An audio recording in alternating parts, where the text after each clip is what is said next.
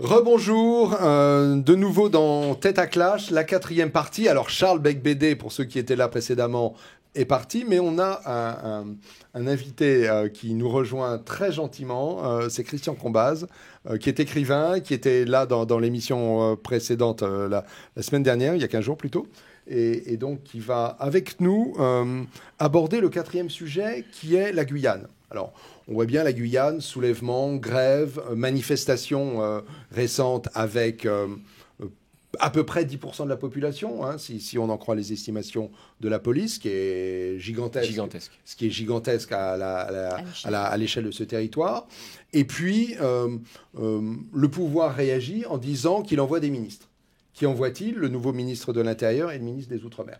Moi, je voulais avoir votre opinion là-dessus, pour savoir, à votre avis, qu'est-ce qui se passe et pourquoi la Guyane est-elle en manifestation, bloquée, comme ça?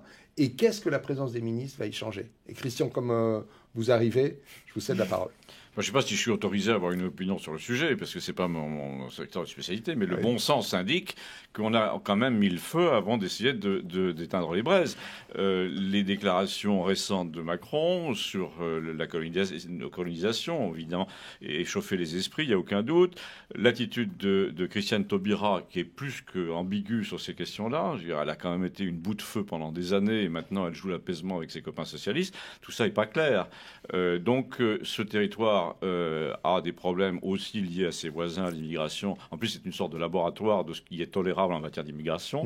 Donc ça, c'est très sensible. Et les commentateurs, évidemment, sont un peu, marchent un peu sur des œufs parce que on peut pas en dire trop, parce que c'est tellement une illustration de certaines thèses de droite que voilà. Donc comme quoi, comme c'est le principe du seuil de tolérance, le fait qu'on peut pas admettre tout le monde dans un territoire minuscule avec des services sociaux débordés. Territoire minuscule, pas si minuscule que ça, quand je dis puisqu'il est minuscule, grand comme à l'échelle de du continent. Une super Aquitaine, on va dire. Hein. 200 000 habitants seulement, c'est-à-dire la moitié de Bordeaux. À l'échelle du continent, des besoins humains et de la nature des populations qui veulent se déverser sur notre système de santé, évidemment, il y a quand même un léger problème.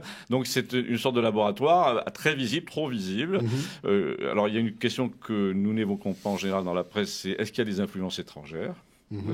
Parce que ça se peut aussi. C'est-à-dire, que seraient des influences étrangères? Qui aurait intérêt à déstabiliser la Guyane? On peut se poser la question.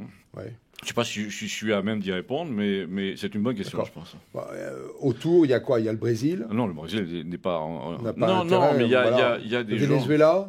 Un peu loin, c'est évidemment d'autres acteurs du jeu international.